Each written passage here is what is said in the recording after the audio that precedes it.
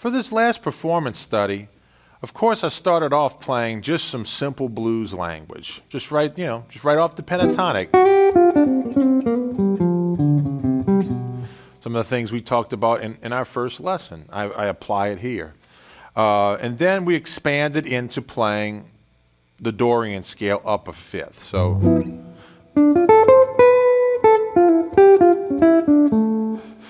and we're using some chromatic approaches, some neighbor tones. But just right off of this D minor 7 arpeggio or the D Dorian. And from,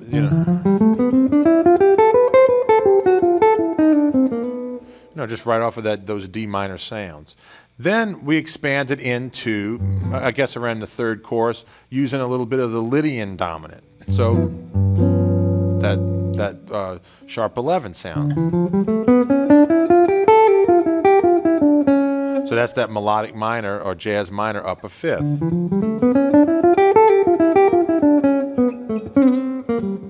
And then superimposing that or slipping right back into the blues language, because that's nice to do too.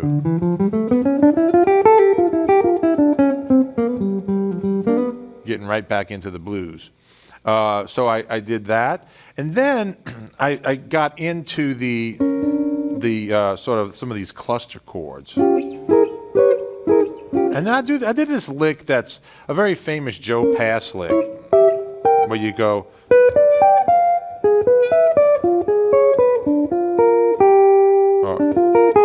So I went.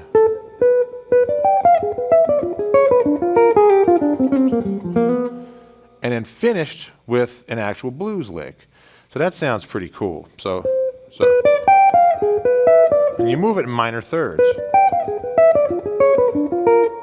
You can use this as a way to sort of resolve into that, back into that one. So.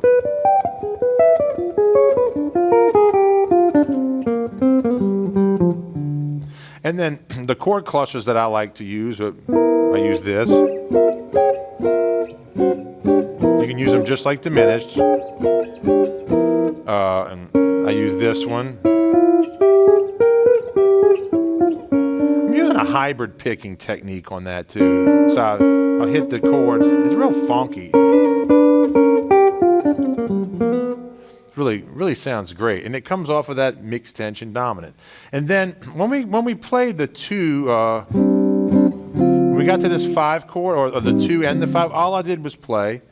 I thought off the D7 sharp 9 or altered. That's where I played my E flat jazz minor, my altered tension sound. So.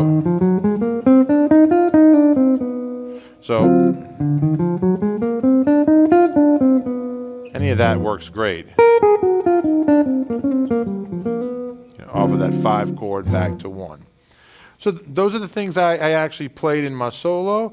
Try superimposing some of these scales over that song, because it'll definitely stretch your possibilities for creating really cool sounding lines.